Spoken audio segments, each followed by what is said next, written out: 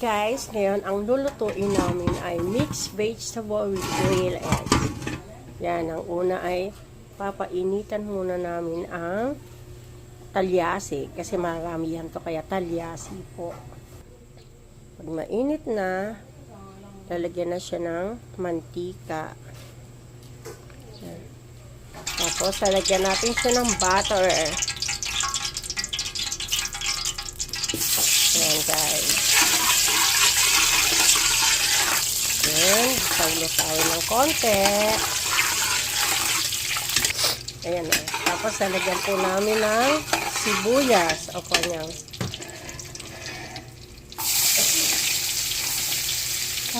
Okay na yan. Tapos, lalagyan din natin ng bawang. Ayan. Ayan.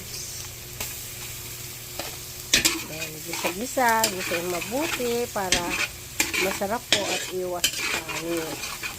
Ang sibuyas kasi kapag hindi masyadong gisa, yung nakakapanis guys. O, bawal ang basa ha. Tapos yan po guys, lagyan natin ng ham. Yan, ito yung kasi sa nagpapasarap. Haluin muna natin.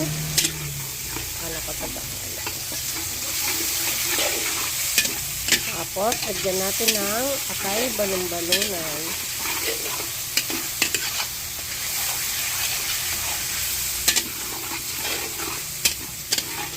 Kalahati lang.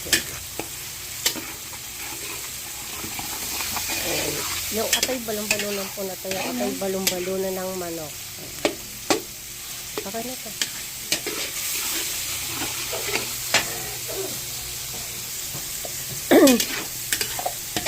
Lagyan po ng paminta.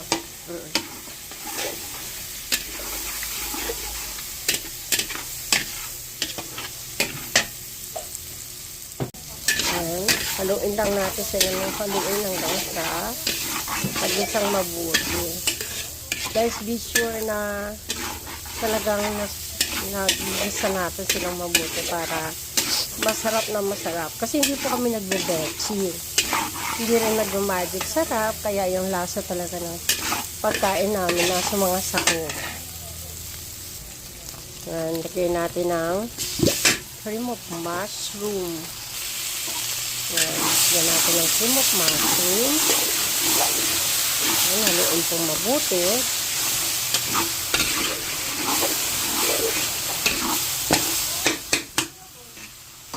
Ang ginagamit ko dito ito, yung Jolly Cream of Mushroom. Pero kayo po kung anong brand ang pwede niyong gamitin, pwede naman.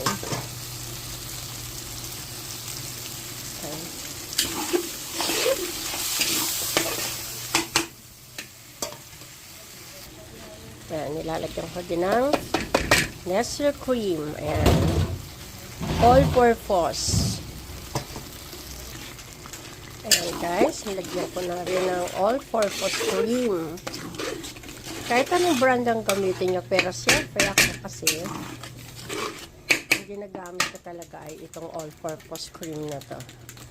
By Nestle. Baka naman padala na ako ng Nestle niyan. Kasi lalagay kami ng nilusaw na cream of mushroom powder. Para maging creamy lalo ang gulay natin. Naglalagay rin kami ng white sugar. And guys, lalagay kami ng white sugar.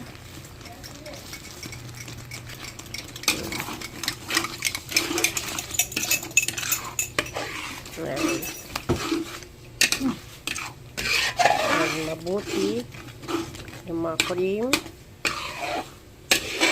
para hindi siya mapanis. Kailangan po talagang lutong-lutong yung pinaka-cream. Yung iba kasi minamadali. Kaya lang mabilis pong mapanis yung gulay. Tapos guys, nilalagay na namin ang blanch na sayote, carrot, tsaka singkamas. Ayan. Haluin mabuti. Oh, siya na ang hahalo. Haluin mabuti.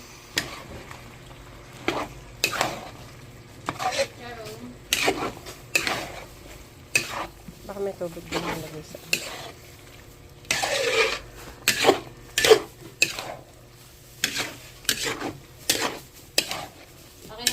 Tapos lagay natin ng sitsaro.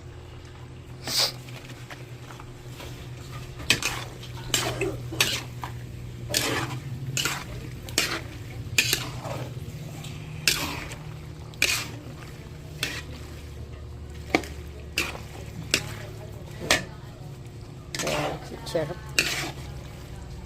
Ilagay na rin natin yung binanch na sitsaro, broccoli, at saka yung corn.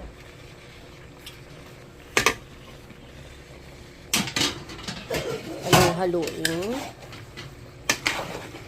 Malinaw ba, guys? Ayan.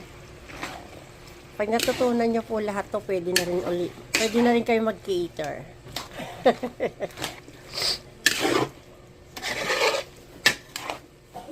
Binabahagi ko lang ang aking kaalaman. Lagay po natin ng quail eggs. Dahan-dahan lang ang halo. Kasi baka madurog ang quail eggs. Ako guys, sinasama ko yung quail eggs talaga eh. Kasi baka iwas talaga sa panis yung mga pagkain. Yung luto. Gusto ko talaga lahat umano sa apoy. Pwede yung mga hindi kung kakainin na kaagad. Haluin natin ng haluin para talaga maano sa apoy. Kasi dapat ang isa sa sikreto din ng pagkain para hindi po napapanis ay talagang sangkot siya. Lagyan natin ng cheese. Cheesy! Lalong nagpapasarap.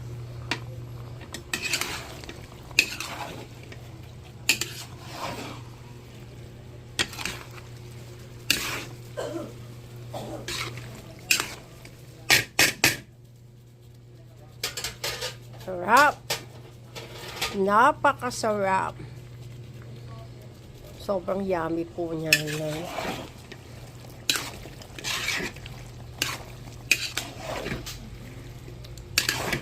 Tsaka, syempre, ang pinakasikreto ng pagluluto ay yung nandun yung love. Love, love, love. Yung puso mo talaga malinis. Yung nandun talaga yung pagmamahal mo sa niluluto mo. O, ano masasabi nyo? Yung mga tumikim? Sarap, napakasarap. Talaga ba? Yummy. Wala ba tong halong lokohan? Wala. Well guys, sa amin walang halong lokohan. Ako hindi ako marunong manloko. Ako ang palaging naloloko. Wow! Mixed vegetable with quail eggs lang yan ha. Punong-puno pa ng hugot. Ayan guys, luto na siya. Yummy. Yummy, yummy mo. Yummy, yummy ko. Yummy, yummy nating dalawa. Ayan. Siguradong mapapadami na naman ang kain nyo. Sa luto ni Chef Pinday Hugot and Chef Onyang. Ayan guys.